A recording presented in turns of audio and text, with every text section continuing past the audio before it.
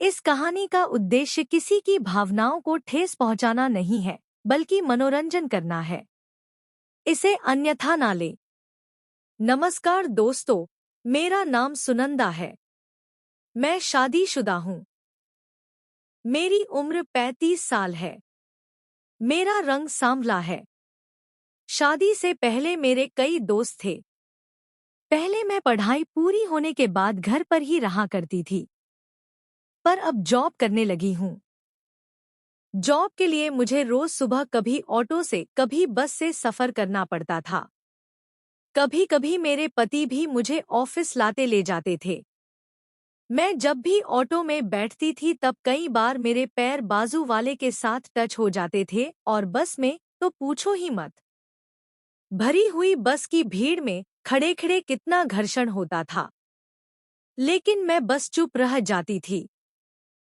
शुरुआत में मुझे यह सब अजीब लगता था, पर अब मैं इस सब का आनंद लेने लगी हूँ।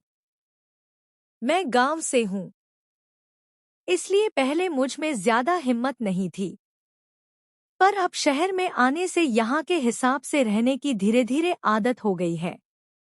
ऑफिस में मेरे काफी अच्छे दोस्त बन गए थे। मैं ज्यादातर ऑफिस में साड़ी, ब्लाउज या फिर सलवार सूट पहनती हूँ। मेरे बॉस 42 की उम्र के हैं, पर एकदम फिट हैं। वह शुरू से ही मुझे देखते रहे हैं।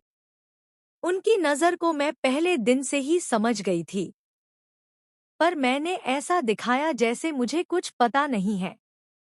मेरा ऑफिस टाइम सुबह 10 से शाम 5 बजे तक का है, पर शाम को कभी-कभी बॉस मुझे 6 या 7 बजे तक रुके रहने को कह देते थे।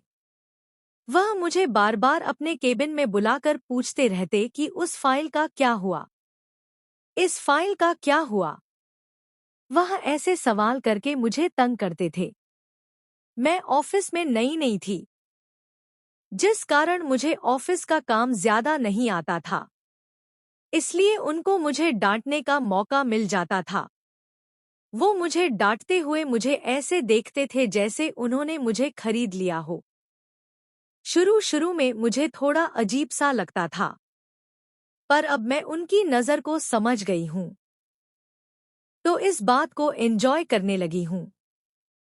एक बार बॉस ने मुझे देर तक के लिए रुके रहने को बोल दिया।